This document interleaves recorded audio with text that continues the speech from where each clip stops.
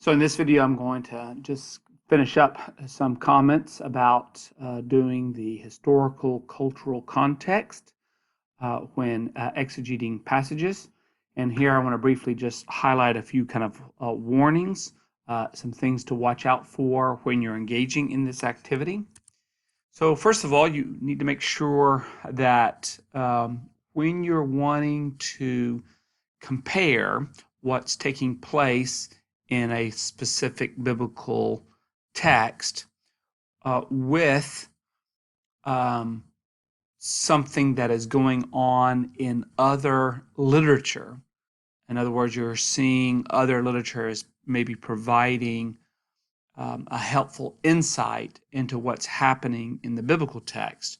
You need to ask whether or not that the primary evidence, that is, these other information that you are using, sources that were written approximately around the same time as the um, biblical text that you're examining, whether or not what is being discussed in those primary texts are sufficiently analogous to what you are looking at, or is it too locally specific? In other words, that kind of information in that particular document doesn't really relate to what it is that's going on in your particular text. So you got to be careful about how analogous your use of sources are. Also, is the date of the primary evidence certain? So that if you want to make claims that at a particular time that certain things were going on, and then you start citing primary evidence to say that this, practice or these ideas existed at a particular time, what's the date of that information um, that you're gaining this insight from or this understanding from, and how certain are you of that date? So, for instance, if you're dealing, say, with Jewish pseudepigrapha, sometimes Jewish pseudepigrapha can't be easily dated, and so if you want to say because something is found in say a portion of First Enoch, and then claim that, well, because this idea is in First Enoch, it also existed, in the day that um, you know, the Gospels were written. So you're going to have to be careful. You need to know when things were composed, and certainly a book like First Enoch, because it has a longer history of composition, that can get type of tricky. Some parts of it were, other parts of it may not have been. So you need to determine whether or not the evidence for assigning a certain date to your primary evidence. Also, we want to be careful of the use of secondary sources and becoming guilty of what one scholar had named parallelomania. And that is just because we see parallel ideas or parallel language in one source with the biblical text we're investigating, we should not jump to the conclusion that this source knew that other source. That parallel suggests that there was some kind of direct link between that primary source and your source. So that would be making too big of a leap. All you might be able to say is, we see an idea in one place and we find a similar idea in another, but we can't claim that that means that this source or one of these sources have used the other one just because they have the same concept. So that's parallelomania, looking for or answering questions about origins just because you have parallel ideas. So is my text seeking to conform, or confront its culture. So in most literature, we see both taking place. We see where biblical authors share values, and we also see where they might undercut values. So, for instance, take the Paul's letter to Philemon. Well, in this letter about a slave who Paul is mediating with between the slave and um, his master, Philemon. In part, in this letter, Paul seems to be confronting a view about human relationships when he challenges Philemon to accept Onesimus back as a brother because he has become a Christian.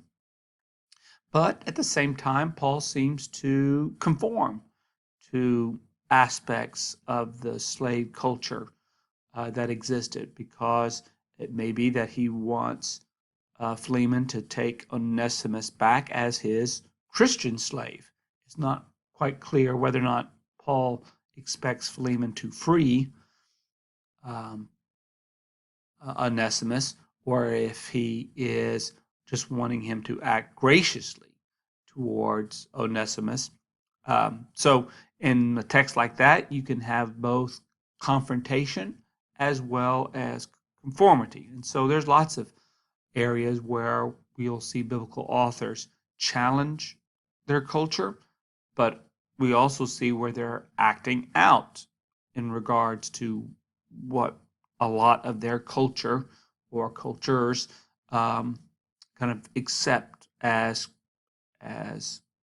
behavior that should be emulated. So look to see what's happening overall. And you have to be careful as well about a thing that scholars have called as mirror reading. So mirror reading can be helpful. So what it basically means is this idea where you think of imagine, if you will, you're standing in front of a wall and you know that there's something behind that wall. You can't directly see what it is that is behind that wall. But let's say you could set up a mirror at the end of the wall and you could look at that mirror, and that mirror is angled in such a way so that you can see what's going on behind the wall. So you're looking at the mirror and you're seeing the reflection of that which is behind the wall in that mirror, and you're then making judgments about what is going on from the mirror. Well, in a similar way, this is how we make decisions about what is going on in the life of the author and his audience. We look at a text, since we can't see directly what's going on with these audiences. In other words, let's take Paul's letter to the Romans. Well, we don't have anything from these people in Rome that Paul was writing to, so we have to, so we're kind of blocked from seeing it. So we need, and what we do is we look at Paul's letter and then we try to ascertain from what Paul writes his assumptions about what's going on in Rome with the church. And so we're trying to construct in our minds what's going on from reading this letter. So this letter is reflecting, as it were, what's going on. But now with letters, there may be quite a bit of justification for doing that. Of course, you're having to assume that what the author assumes about his audience is fairly accurate. Of course, there could be some inaccuracies. Some authors could misunderstand what's happening, but you have to engage in some of this anyway. So if you're engaging in this mirror reading, which can be appropriate, you need to be cautious because a mirror will reflect exactly what's going on, but what an author is writing about situations may not be reflecting exactly what is going on. So you are most likely going to be engaged in mirror reading, where you're trying to um, understand that audience that you don't have direct communication from. But you also have to keep in mind the potential problems that can occur when you accept the assumptions or the perspective of the author that you are reading. Now, this has become somewhat criticized, particularly with the Gospels, because we nowadays it's quite common to talk about communities, a Markan community, a Matthean community, a Lucan community, a Johannine community, and that we can construct what those communities were like based upon reading things in the Gospels, so that we think this, say, Matthew's Gospel reflects his interest in writing to a community that's more likely Jewish Christian, that is experiencing some kind of persecution, or they're being ostracized by non Christian Jewish communities, and that there may be some issues going on within the congregation or within these communities that the author is trying to address. Now, it may be that